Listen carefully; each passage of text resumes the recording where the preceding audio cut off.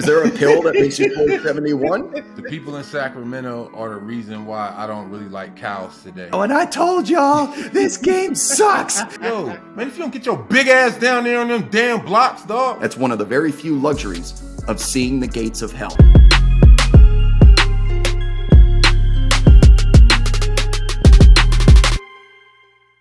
As always, we like to lead off the program with what we call a moment in time, in which I picked a moment in time involving Rasheed Wallace.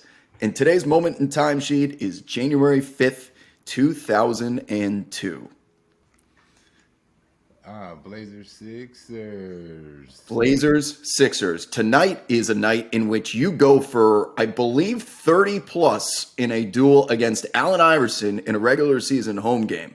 Well, number one, first and foremost, I always want to do good against the team that I like. You know, I grew up a Sixers fan. Loved Dr. J, Mo Cheeks, Andrew Toney, all of that.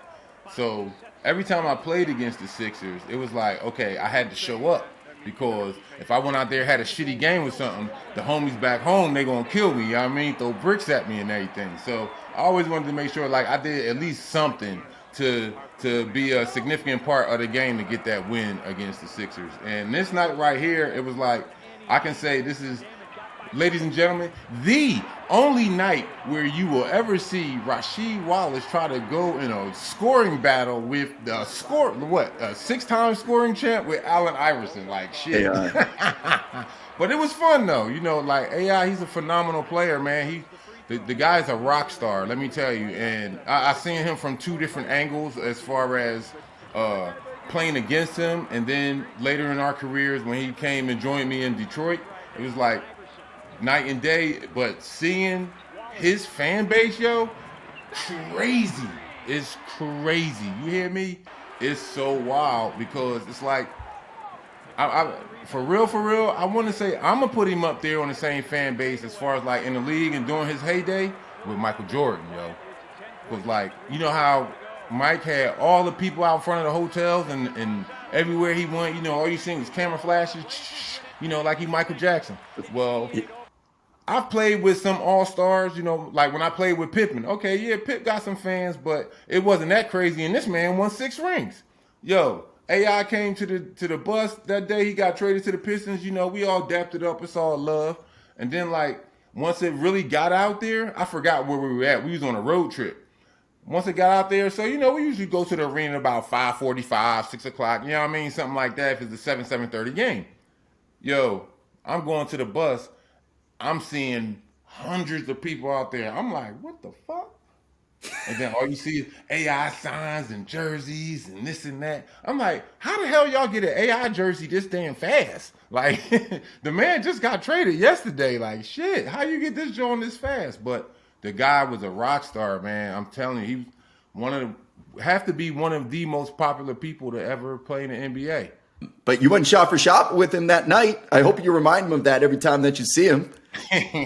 No, I can't because there was plenty nights where he outscored and outshot me. I wanted to show you a Portland game as a part of the moment in time because at the point of filming this, we're just a couple days removed from Damian Lillard dropping 71 points in Portland. Mm-hmm. We've spoken about Dame at length here a couple of times, just what he represents for the city and the fan base. Just want to get your thoughts on what transpired earlier this week with Damian Lillard. It was phenomenal, you know, to go out there to see him actually doing it. I would put him on the same level as Clyde Drexler in Portland. Like to this day, yo, they love the hell out of Clyde Drexler up there in Portland. And right now, I would have to say Dame is on that level. You know what I'm saying? Where it goes, who's your greatest Blazer? I guarantee you, most people who are Blazer fans are gonna say Dame Lillard or Clyde Drexler. You know what I'm saying? Depending on the age range that you ask. And man, it was phenomenal. But the one thing I didn't know, and I kind of sort of didn't like, but I guess it's all part of the CBA, was I didn't know that with him scoring that 71 and a couple of other players scoring a high 70, that they drug tested them right after. I'm like, damn. Yeah. I'm like, really? I'm like, but it's all part of the CBA, you know, one of the randoms that you could do. But I'm like, damn, this the wrong sport. You know, guys ain't taking no no steroids and no PEDs to try to go out there and What's do the this and that. 71? What's the 71 point shot that you can take from the doctor? Is there a pill that makes you play 71? I understand there's probably supplements out there that help you recover faster, that give you more energy. Those are the illegal ones, Yeah, but basketball's a little bit different than baseball and football in a way that it exactly, doesn't make the ball go in the bucket. It just helps you, I guess, would stay exactly. in form. Now that you brought it up, he was asked in the post-game press conference about getting drug tested because I was sitting there waiting for him at the podium trying to get videos and see what he had to say. Hmm. It took 50 minutes after the game was over for him to get there, and everyone's like, where the hell is Dame? And it's because he not only had to do the piss test the day before, but this time he got the blood draw. And Hmm. Hmm. this has kind of been happening. Donovan Mitchell, it happened to him after the 71-point Hmm. game. Um, I feel It's slimy and crazy. weird being like the NBA is up to something because they just made a Somewhere, thing right? out of nothing. No, right. I don't want to accuse For them. It real. could very well just be a coincidence, but this is now two examples, and this was not a thing until Damian Lillard 71. It was always kind of a punchline on Twitter sheet. People are like, oh, incoming drug Hmm. test, incoming drug test. He played a good game. It Hmm. was always just jokes. But now that it's actually happening multiple times, the Happened, joke yo. is becoming reality that, wait a second, is this a thing now? And the NBA loves to avoid controversy at all costs. They just want to play But games and you got it right here. they You kind of got the brought this on controversy. themselves. Could they have not waited until the Hmm. next day? It's not a Yep. story if they wait till the next day, right? No, no, it probably wouldn't be, but well, not to the public. Amongst the players, yeah, because again, I didn't know that myself, and it's making me think. Well, did they do that the night Kobe scored 80, 81 or 82, or did they do that the night when Luka scored his 70 or 71 or 69, something like that? How many other times did they do this? This is the first time I ever heard of that. But I mean, obviously. It was so shocking to me. I actually had to call an agent friend of mine and ask him. I'm like, yo, could they do that? He's like, yeah, it's in the CBA. You know what I'm saying? They testing for a lot of PEDs and this and that. I'm like, yo, this is crazy.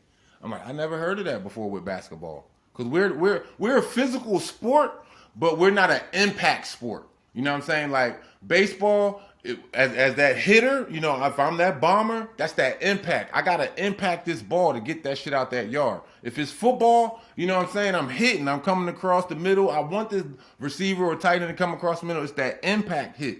But basketball, we bumping bodies, but it's not that hard of an impact for you to think that we would use some type of drugs or like you said that that 71 point shot or something like that. Like it's just crazy, man.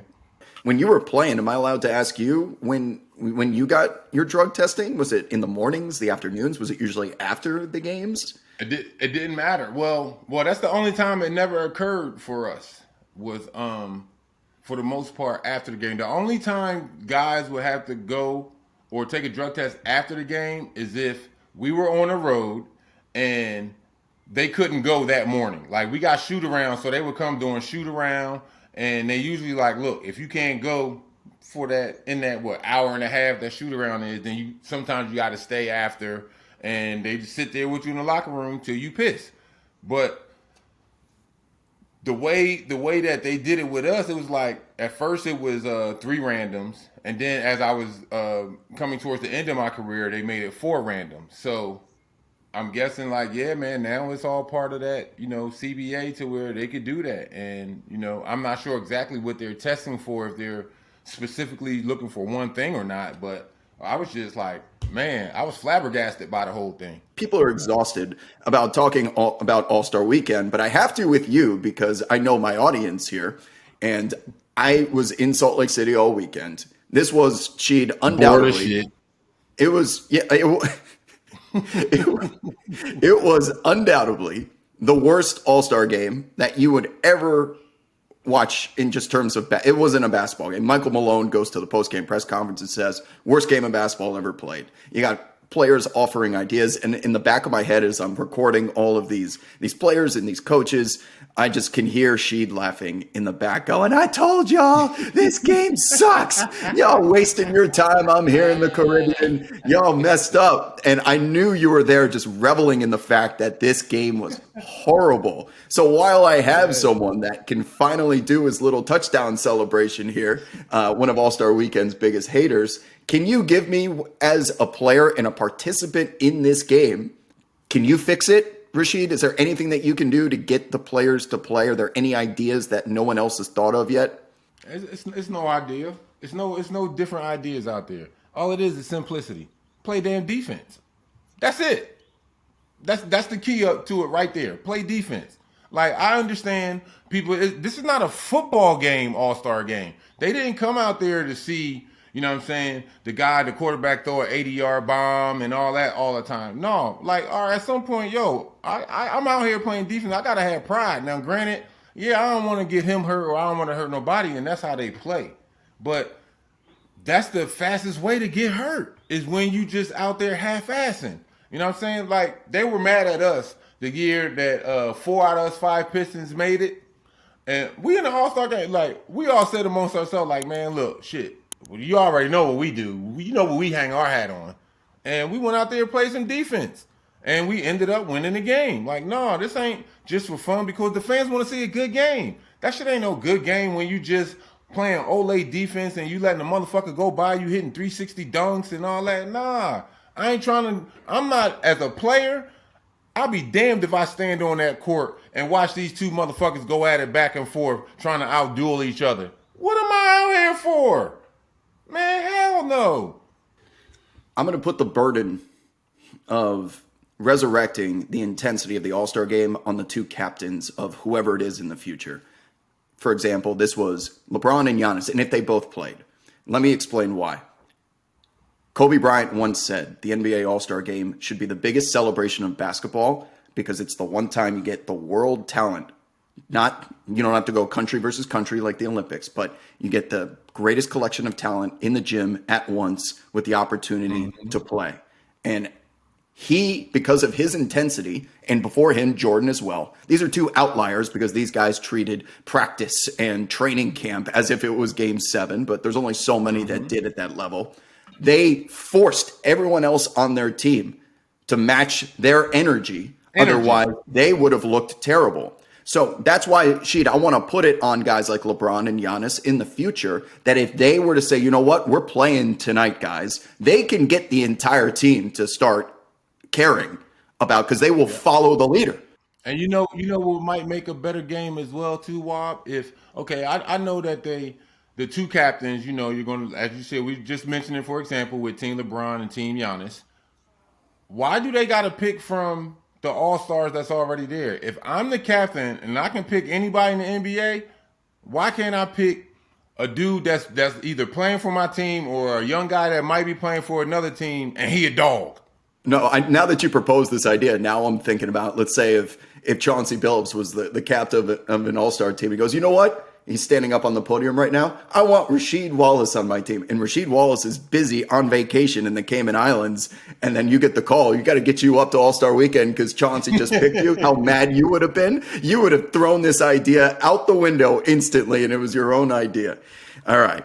Let's transition here to another topic. As we record this, the New York Knicks have won 7 games in a row. They are 7-0 since the acquisition of Josh Hart. They've moved to 10 games over 500. They're headed to the 5 seed in the East, considering how this season started, with their inability to close out close games. National television, blown leads, deficits, blowouts, statistical impossibilities. The New York Knicks have faced every form of adversity possible in the game. Nothing is going to surprise them anymore, both in a good and a bad way. That's one of the very few luxuries of seeing the gates of hell. I want to ask, as someone that's been on the Knicks, I just want to get your opinion on, I'm still trying to figure out what the identity of this team is, first of all. And second, what the hell happened? I mean, I tried to ask Quentin Grimes at All-Star Weekend and things just coming together. Is it the Josh Hart emergence? How do teams just get hot like this out of nowhere when previously they were as lost as a blind whatever in the wild? Fresh new face. It's like just imagine you're a student and you don't like your science teacher. So now it's like, okay, you're able to change science classes. So now it's like, all right, I got a fresh new face. So now now you can probably start doing better in that classroom or whatever. But I see Josh Hart with him going there. That's Alfred. You already got Jay Randall there, and you already got young Brunson there. That's Batman and Robin. So Alfred is the one that holds it together. And what does Josh Hart hang his hat on? Wing perimeter defense. And Right. so now they have somebody that they can trust, that they know, like, all right, if I know that he's gonna lock his guy up, now I can focus on my dude. That makes it easier for me. And all I gotta do is just talk, say something to the man. But he came with a fresh face, and everyone bought in. That definitely made Jay Brunson happier because they're college teammates. So now he's playing with a different fire, and it's somebody that they trust. Like, yo, I know this dude gonna give me 100. I know he gonna dive in the stands. You know what I'm saying? I know he gonna be first to the floor. He gonna shed some blood because that's the type of player he is. Not that he's out there just like, all right, I got to do this. I got to do it. No, it's just in his makeup. And they're feeling better about themselves now. The emergence of Josh Hart has given the Knicks a glue guy, which I don't think that they've had. Who was the glue guy when you were on the Knicks? I know Carmelo and like Amari. Did they even have a glue guy? JR? Yes. I would say our glue guy, to be honest, was J Kidd. As far as the players go, it was J Kidd and the veteran Pablo Prigioni, because Pablo, he was a rookie in the NBA, but he was a veteran when it came to the World Basketball League. You know what I'm saying? So he won some gold medals and all that. So he had the experience. So it was those two guys, and we listening to them. And with veteran, when you got that veteran team, ain't nobody got no egos. Everybody swallowing their ego because you know what we got to do. Like, look, I know I got to go out here and win this ball game. J Kidd and Pablo Prigioni, with all due respect, at that point in their careers, as you said, he was a rookie, but he had been around a long time. Jason Kidd obviously had been around a long time. He had kind of recently just won a championship with the Mavericks. So he was still very much a relevant basketball player, but I don't know if they impacted the game defensively at that point in their careers the way that Josh Hart currently is right now. Because Josh Hart, first of all, can guard positions 1 through 5. The Knicks haven't had a guy like this that's willing to take on the most difficult defensive assignment, if it's not Julius Randle, RJ Barrett, or any of the big three. So what his presence has enabled the Knicks to do is Brunson, Randle, and Barrett. They can go back to doing what they do best, which is scoring the basketball, putting up points. That's their role on this team, is creating offense. Before, Julius Randle was being asked to play center. He was being asked to rebound. And by the time he got to the end, he still asked to do those things, but to the extent and the burden was too much that you get to the end of the fourth quarter and you're wondering why Julius Randle always chokes when the game is close. My hypothesis was he's gassed. He's been out there for 42 minutes doing everything, and he's just gassed. So if we can find a way, and I say we, just being a Knicks fan, if we could find a way to allow Julius Randle to grab his shorts for a possession in the first half so that he's got that energy for the fourth, that would go such a long way. And you brought it up, Josh Hart diving for these loose balls across the screen, these ridiculous rebounds. He just had the noisiest 4-point, 4-rebound, 3-assist game that I think I've ever seen, because the dude is everywhere. And now guess what? Brunson's killing it. Randall's killing it. And Barrett's still kind of stuck in between. But the two of them, all of a sudden, feel like there has been a burden lifted off their shoulders. So the emergence of a glue guy. You have the same Tibbs with his defense. I don't think anything has changed. But now that he has acquiesced to no longer playing the veterans, the Taj Gibsons, the Nerlens Noels, the Derrick Rose, the Fourniers, and the Alec Burks from 2 years ago, that Knicks team cut its teeth with defense first. Because they were just a collection of vets that shouldn't have overachieving, shouldn't have really been where they are per analyst predictions to the season. Well, guess what? Those same philosophies, those old sentiments and mentalities still exist today, but it's with a new generation of Knicks players and the emergence of Josh Hart, who's still he's not a vet yet. He's still kind of young. A couple years in this league has really unlocked a version of the Knicks that no one knew was possible. So the stars have aligned between the toxicity leaving the room, guys getting healthy, coming back. This team was the worst in the NBA at allowing three-pointers and three-point percentage to their opponents for a majority of the first half of the season. And why does that happen, Sheed? Because when you get beat off the dribble, you got to help. You got to collapse. They drive and kick, and there's wide open threes to be had. That shit is gone with the Knicks now. And as a result, is it Josh Hart's single-handed? No, it's a team effort. But as you mentioned, there was some of these guys in the past that know their exact roles. Something's working there, and I think there may be some staying power for the Knicks. Let's move on to another Cinderella kind of comeback story here in the Sacramento Kings. And I have it written down here that I would love to hear Sheed's best Kings-related story or game, because I come prepared to the show with talking points. And the reason why I'm saying this out loud is because Kings fans right now, Sheed, I did a show after that 174 to 171 game they had against the Clippers, one of the highest scoring games in history. Kings fans have been so deprived of good basketball and positive talk about their team that any just mentioning us in a sentence is all they really ask and care about. So I wanted to give the Kings their own portion of this program and have Rasheed either compliment the Kings, which they deserve, but do you have a story from when you played at Arco back in the day, or a preview maybe of what that arena is going to sound like game one of the Western Conference first round? A lot of people have forgotten, but I know you haven't. Let me tell you this. The people in Sacramento are the reason why I don't really like cows today. And damn cowbells. Let me tell you, when I was playing with Portland, and even during the regular season, not just the playoffs, their fans, first of all, I kind of sort of see that arena Arco as like a bigger Cameron. Because in Cameron, they're right there on your neck. They right there on the floor. And that's how it is on Arco. Like, they right there behind your bench. They right there on the side of your bench, sitting on the floor seats. They everywhere, and all you hear is ding it, ding it, ding it, ding it, ding. I guarantee you the decibel level is gonna go through the roof. I put money on that, and I love going into the Lions, then going into other people's gym and either winning or having a good game. I could deal with a loss long as we played good. You know what I'm saying? So it's gonna be wild in Arco. A lot of these younger players aren't gonna know what hit them. I'll tell you that. It's deafening, for sure. It's deafening. You're gonna have to practice that week with hand signals on everything, because you're not going to be able to hear the point guard. You're not going to be able to hear, guys yelling out screens or nothing. It's going to get loud in there.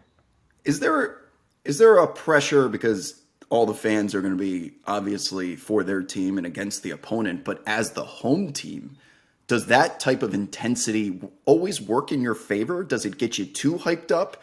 You talked about young players. Well, guess what? Sacramento's got young players too that are going to be a part of an atmosphere in which this crowd doesn't know what to do with themselves. I'm thinking of the movie Project X, where that party gets thrown in Los Angeles and it gets out of control. Does the home team, are they going to be able to harness that energy properly, or is it they're going to be jumping pass lanes because they got too much energy? Don't know what to do with our hands. Is there something to be said about maybe it being too intense for a home crowd? Or no? Yeah, that happens sometimes. It's like a boxer. When you got two young boxers, and let's say both of them, this is the first title fight for both of them. All right, for about 3-4 rounds, that shit gonna be boring, because they just feeling each other out. You know what I'm saying? They respect each other. They don't want to go ahead and stick that nose in there. But then it comes to the point like, all right, shit, now I got to take over to be able to win this championship. So with that crowd, now I'm relating it to the crowd in Sacramento, because they're going to be right there. Now, some of the younger players, again, it's going to be new to them as well, being in the NBA, being in an arena that loud, because consistently. Because it's one thing when you hit a three, you playing throughout the year, and you might hit a big three to tie it up or to go ahead, and then boom, the fans yell and all of this, and the announcers going crazy. But in the playoffs, it's every minute. It's going to be every possession. The fans going to be on their feet. The only time they'll probably sit down is during timeouts and if you stay in your seat at halftime. Other than that, they're going to be on their feet right there. So a younger player, I'm going to be nervous in the beginning. You know what I'm saying? But I'm home. I'm gonna calm down. I know I got this 25, 30,000 people behind me. So all I gotta do is go out there and do what? Play. Same thing I've been doing all year. Just go out there and play. The other team, they're the ones that's gonna have to deal with it. In timeouts, they can't hear shit. You know, the people deliberately, and it's not against any rules. Noisemakers, the bells, all that, it's gonna be crazy, man. That was a hectic atmosphere, bro. Western Conference only. Would you consider Sacramento to be the most daunting home court advantage in the Western Conference? Dallas was. I like going down there playing. Their fans get crazy and intense too, and it's a big because they got a crazy owner, a crazy wild owner who's into the game, who knows what he's talking about with the game. So that's all the fans need is like, yo, our owner know what he's talking about. He right there with us when they be talking about the bullshit refs and this and that. Like, yo, you as a fan, I'm going crazy. Mark Cuban, my owner. You know what I'm saying? So when I played, and then back then they had Dirk, and you know everybody loved Dirk. You know they some people saw him as that decade's Larry Bird. Not saying game for game or shot for shot or whatever, but just in the sense is that okay, here we have another tall white shooter and this and that. So I ain't being racial or nothing, but that's just how it was for back then. A lot of people considered him to be a Larry Bird, not Larry Bird. Okay, I want to correct that. So. And but the fans down there though, it's crazy. They crazy too. I'm glad I asked because I would not have included. I think the final answer for then and now is Sacramento, Utah, and Dallas have had longevity with fans creating very hostile atmospheres in the Western Conference. They stand to me above the rest. I wouldn't have included Dallas, but I'll take your word for it that if it's loud when you're playing there, I'm gonna believe you. So those three, Sacramento, whoever plays them in the first round, you may be more talented than they are, but you've got something coming your way that we have not seen in a decade plus because that's the last time they made the playoffs. And you're talking to someone over here that experienced it firsthand back in the day. I have a question regarding the MVP. Have you changed your stance at all since we last spoke between Jokic, Embiid, and Giannis? Because the straw poll of voters right now, Rasheed, has Jokic 71 of the 100 voters voted Jokic first place, which means he's probably more than likely headed to a three-peat of the MVP. Have you changed your opinion at all since we last spoke? Because last time we spoke, I think it was against Embiid in Philly, and Embiid killed him. And that was the time for me that the torch had passed to Embiid. But since then, all Jokic has done is gotten better. The 76ers have kind of remained stagnant. They still have a head-to-head coming up. I'm kind of curious, your mindset and the way that you watch the game, do you think this whole sentiment of Jokic has to do something in the postseason because that's what you brought up the first time. And that's the way that affects your opinion the following season. Does that still reign true today, or have you pivoted at all? No, I haven't because it does. Like, who wants to be known for not winning in the postseason? Nobody.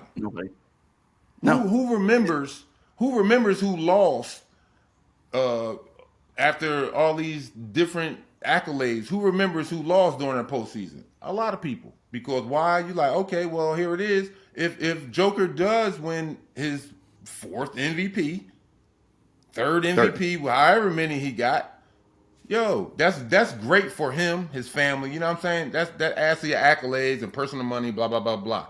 But, yo, the guys you're going against every night, they ain't caring about that, especially when it comes money time. That's what that M should stand for in MVP, money. Because that's when guys got to step up, yo. You know what I'm saying? Like, now, to me, if he does go on and win this MVP, take his team to the playoffs, yo, if you, again, it'll be the third time. You got at least to the conference finals. That was going to be my question. Like, how far does Jokic have to take the Nuggets for you to change your mind and think, all right, now his MVP regular season is translating to the playoffs? Is the answer a conference finals appearance? Because he's done that in the bubble. Yeah, the bubble. Yeah, that was a totally different thing. You know, that was played out to be different the way all that shit was set up down there. But I'm not taking nothing away from him. He did play good during that time. But, I mean, at least the conference finals. For me, so then that way, now you hungry. Cause see, he was hungry before. After that whole bubble, he came back. Putting up MVP numbers, but faded in the postseason. He's been fading in the postseason, and that's when his team, the fans, everybody needs him. Yo, I need you to step up in the postseason. You know what I'm saying? Like we gave you the weapons. The weapons is fine during the regular season, but why the fuck they can't work in the postseason? Just because I know the way the internet works, they're going to scream in the comments, well, if you don't think it's Jokic, then who is it? Who would you, if you had a vote right now, who would be your MVP? Because last time I checked, Embiid hasn't made the conference finals or the finals. I think it was, it was the Toronto series. I put him in that same boat with Jokic. And he hasn't won the MVP honors as Jokic has, but I put him in that same boat. Like, here it is. He's the most dominant center in the league when he wants to be down there on them blocks. To me, I don't like it when he tried to be like Kevin Durant or Jason Tatum out there on the wing. You 7'2", 7'3", and you trying to give a hesitation crossover behind the back for a step back three and all. Yo, man, if you don't get your big ass down there on them damn blocks, dog, where you dominant, where the Sixers paid you all that money at, that's where he got to come into play. That's what's going to get him over the top. Not all that playing out there on that wing shit. Nah, dog, they ain't trying to see that, because now when it comes down to a big bucket, yo, you down there on them blocks. I know if I played with him, I would feel better with him being on the blocks than I would him trying to hit a step back three from the corner or out top. No, man. No, and so that's why I put Embiid in that same category with Joker. Like, yo, you got to do something. You got to get over that hump, bro. That leaves one guy, so I assume the vote goes to Giannis. He played for right now. I would have to put him in the forefront. Milwaukee. Man, this is tough getting Sheed's vote, man. All right, yeah, I respect. And I'm only going off of what we've all been seeing over the last few weeks here. But there's no shame in voting Giannis. He's the most dominant player in the league. No, not at all. Not at all. All right. Conversation for another day. The season's not over yet, and there is opportunity for Jokic and Embiid.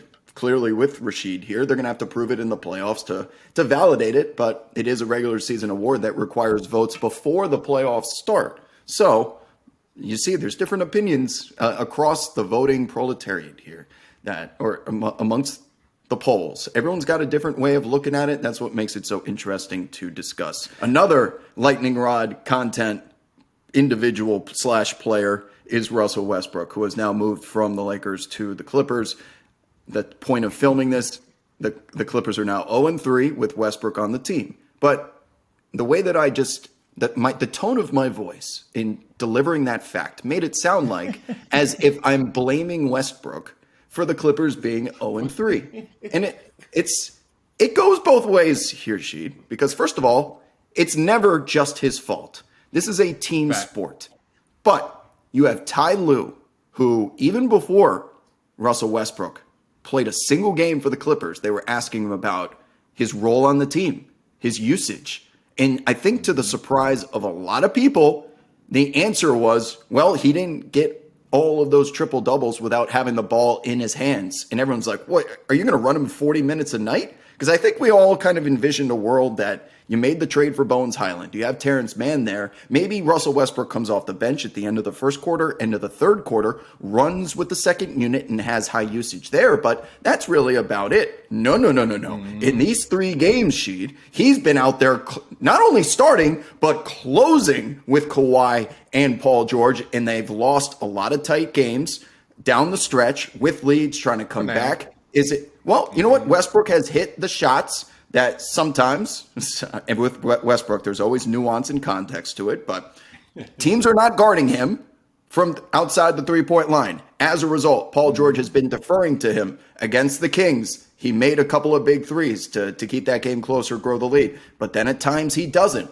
And his mere presence on the floor, Rasheed, results in your entire offensive dynamic changing. The way that the defense is going to play against you. They're going to load up on Kawhi. They're going to load up on Paul George. And they're going to say, if Russell Westbrook wants to make a 28-foot spot-up jump shot against us, we will tip our hat and move on. So by Ty Lue simply putting him on the floor It is not Westbrook's fault that he's Westbrook. We know exactly what Russell Westbrook is. But the amount, if you're going to put him out there, he's eventually going to get the ball in his hands with 4 seconds left on the shot clock, and then I'm watching him back down someone with the game on the line, fade away that barely hits the rim, and you can hear the shrieks from the crowd. They know it's coming. They're like, oh no, like, here comes Westbrook. But it's a former MVP. He has the respect of the locker room to the point that Paul George lobbied and campaigned for them to sign this man. So I'm always going back and forth on if he's good or if he's bad, and I will always settle on he can be used properly at those end of first quarter, third quarter situations. But if he's out there in the half court set, it's going to be up to him to be efficient in the final 3 minutes, which he arguably has never really been. So I'm just vamping and venting here to you, and I'm sorry for making you the person that's laying or sitting in the chair, and I'm the therapy person that's laying down on the couch. But I guess the question I want to ask you is, this is starting to look like a lot of what went down with the Lakers, that Westbrook is going to be Westbrook, and there's nothing that you can do to change that. So why does this keep happening in big games? Do you still trust him as a former player and someone that has been in a locker room with a high usage guy like this in the past? Can you continue to trust him that they'll figure it out? Or am I out of pocket in saying that there's a more appropriate role for him off the bench? No. That pertains to the situation. So please, by all means, you can't bring him off the bench for this team. They could, like you just said, you already named 2 or 3 young players who are somewhat of impact players coming off to the bench for T. Lue. You know what I'm saying? T-Man been having some pretty good games this year. Has been playing well on both sides of the ball. So with Russ, you need him out there. You need him to complete the quote-unquote big 3 that you got with Paul and Kawhi. Because now, what does that do? Kawhi and Paul George, they can both get a bucket without being ball dominant. You know what I'm saying? They don't have to have the ball in their hands for a majority of their game for them to be ball dominant. You know, either one of them can come off a screen, either one of them can post up and, go for the shot. Now, do they control the ball a lot? Yeah, they do. But I don't think with them being able to score without the ball, I think it makes it easier for the team. Because now, okay, Russ is going to have the ball in his hand. Well, it's not like he's a turnover machine, number one. Number two, maybe it's that comfortability because playing in LA, with Bron is the same type of player. I need that ball in my hand for me to be able to do what the hell I do. And some people, can't get past that. You know what I'm saying? So now here it is. Okay, I'm back in the captain's chair.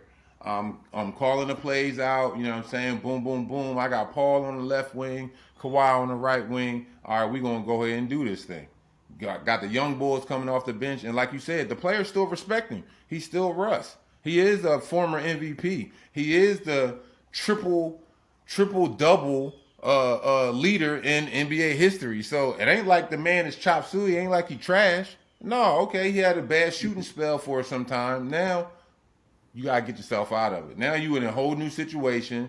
You just left the situation you wanted to get out of. You still home. So for you to have your family there and as we talked about before, you don't have to worry about pulling the kids out of school and all of that. So that takes away from that stress. Now, it's no reason for you just to go out there and play.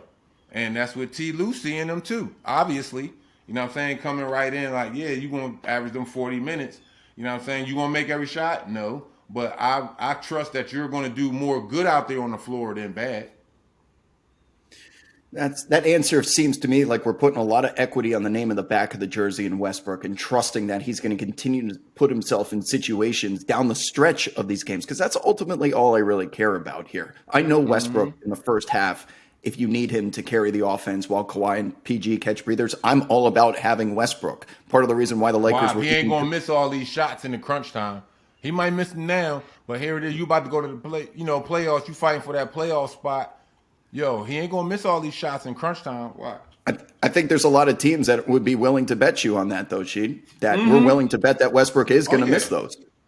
Because here's what bothers me if I'm a Clippers fan, is Kawhi in these 3 games has crushed. He has been incredible. And all three, if we're going to get these Kawhi games and we're still losing, I need to ask the question, why?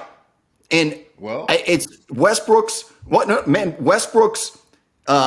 bad moments stand out significantly more than the good moments, partly because that's the way the world works, right? It's like being a field goal kicker in football. They don't remember the first 50 you made, but if the 51st is with the game on the line, that's what you're known for forever. And Westbrook is the same exact way, that if he's wide open and you can hear the crowd cringing as he lines up that wide open three and they're like, don't do it, don't do it. And then he misses it. That's all that's going to be discussed, and everything that he accomplished during the season, in the locker room, in that specific game leading up to that point will be forgotten. And it will be on him to make that shot. And he's going to have to make more than one because the defense is designing their game plan to make sure they give that man as many quantity. They don't even care about the quality. We will give him as many quantity shots as he so desires. And if he's going to, it's on Ty Lue, in my opinion, more than it is Westbrook. Westbrook will never change, as we started off this whole conversation. But if Ty Lue is going to put him in a position to not only fail individually, but have it affect Kawhi and Paul George down the stretch that they can't close because they're playing 4-on-5, that needs to be a game plan philosophy that needs to change in my mind. Darvin Ham did it a couple of times with the Lakers, that he pulled Westbrook and he didn't close. And the Lakers looked great because they replaced him with Wenyen Gabriel or Austin Reeves. And all of a sudden the spacing returned. So maybe it happening during the regular season is a blessing in disguise for this Clipper team, that they aren't sold smoke that Westbrook can handle this in the playoffs and then he regresses to the mean. It's a tiring issue, and I know Westbrook fans are frustrated because the conversation around him is usually negative, but it's more so just because of the style of play and the high usage that is required from him. It's always going to put him in the spotlight. And we're talking to someone here in Rasheed Wallace who made a career off of being what I would consider to be, Sheed, a low usage percentage, in that you were available if needed. You want me to drop 30 on AI tonight? I can do it. But not everyone can adapt, can be a basketball chameleon like your career was. And one of those guys is Westbrook, in a team with championship aspirations that is built with these two superstars there right now. It's going to be a thing. It's going to be a thing. It's going to be a thing, and we're going to be coming back to this at some point in the near future. So that's kind of my piece on that. TBD, unfortunately, with the Westbrook experiment in Los Angeles. Yeah. But another big game that we got going on this weekend, my friend, UNC-Duke, revenge game. UNC is firmly on the bubble. They are at home. If they don't win this game, they probably miss the tournament unless they make a run in Greensboro with the ACC. I'll let you just take over here because I kind of have my own opinions that they love to turn it on late, like Seabiscuit, and we're running out of time here, my friend.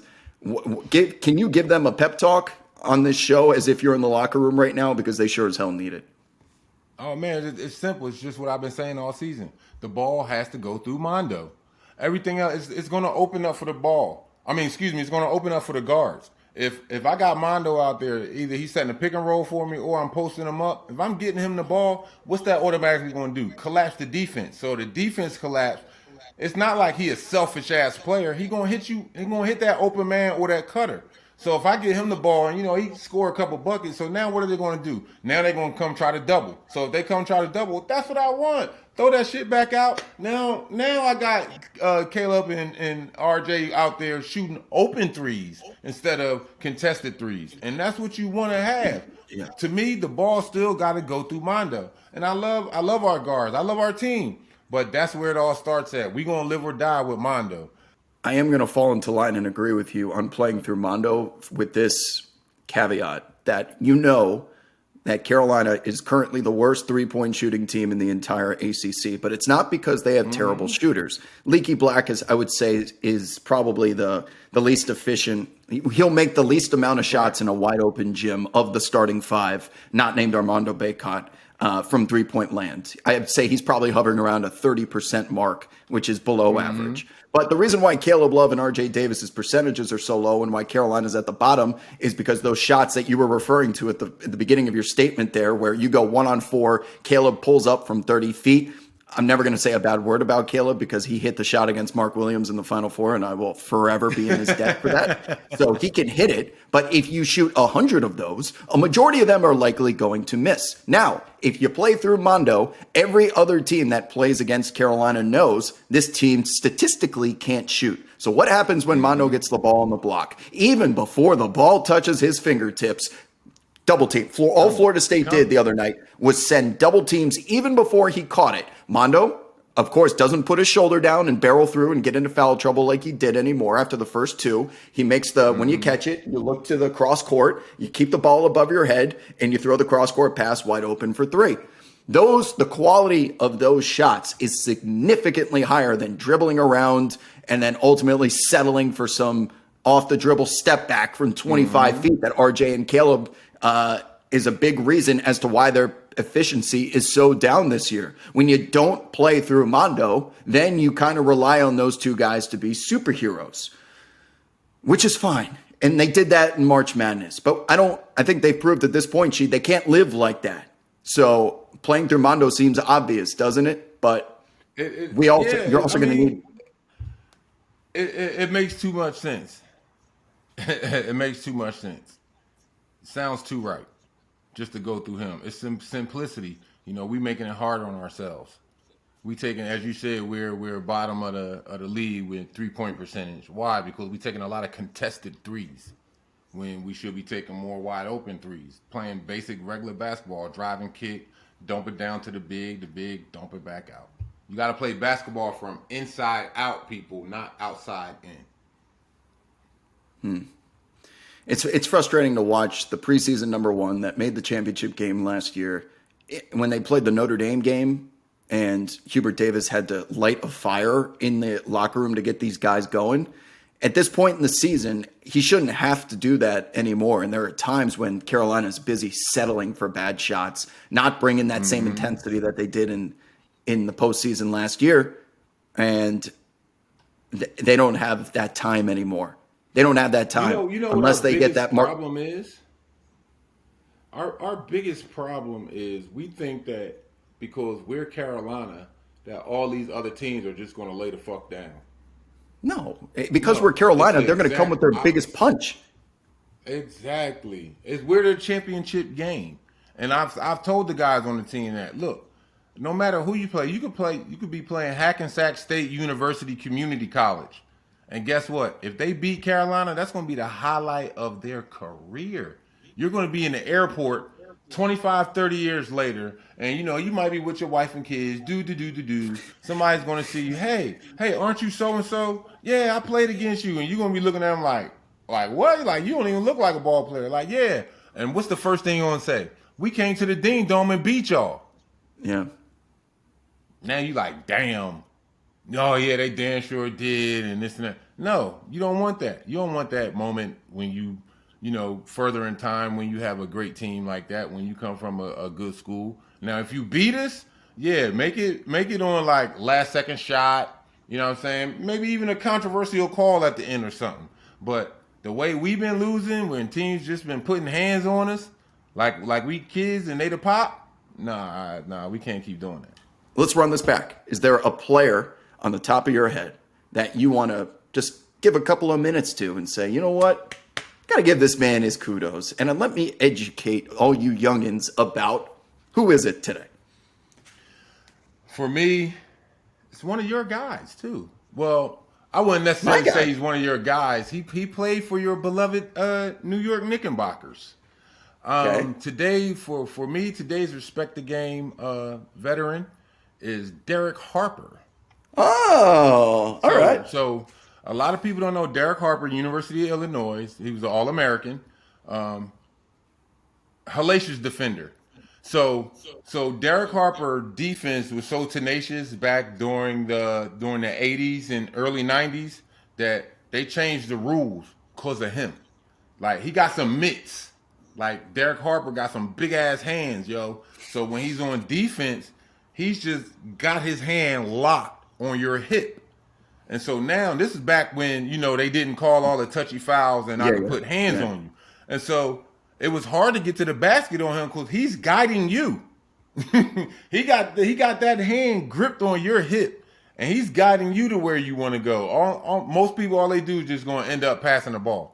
Now, of course, as we got older, he became less of that tenacious defender, but I really fell in love with him when he was playing with your Knicks because he didn't take no shit.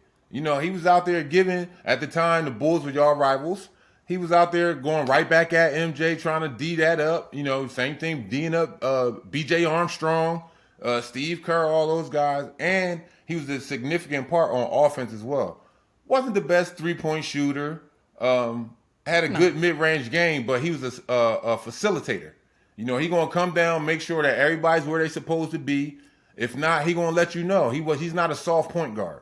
So for me, my respected game player or veteran this week is Derek Harper.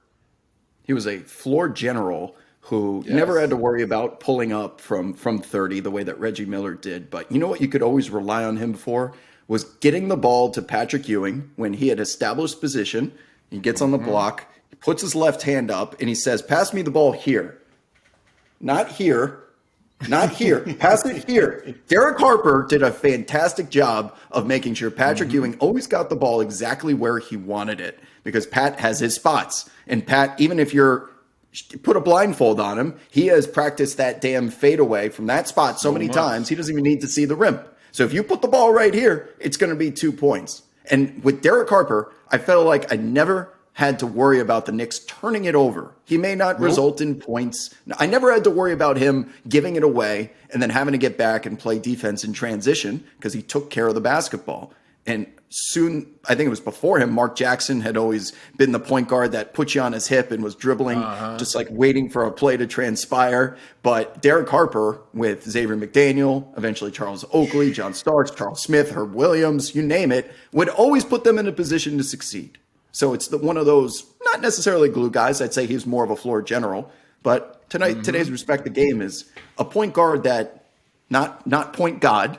I wouldn't say he was a point guard. I'd say he was a floor general, and he did a really good job of initiating 90s offense. Period. And didn't take no shit. Didn't above all. Back in the day when you could chicken wing and you can grab people by the hip, Derek Harper was as solid as it came when it come to playing on-ball defense at the point guard position. For this episode of That's What She'd Said, hope you guys enjoyed. Leave a comment, hit the like button, subscribe button. All of that helps us grow the channel and let you know what you think. I mean, we got different perspectives here, and I understand that, and I study the audience demographics. So those of you that have made it to this point in the show, I know that you probably skew a little bit younger than Rasheed and I do in terms of years on this planet, which is completely fine. And you're entitled to your opinion, and we can't react to it unless you give it. So we hope you join us for this program as well as ones in the future. That's What She'd Said. Rob Perez, Rasheed Wallace. See you on the timeline. Yes, sir. See you on the other side.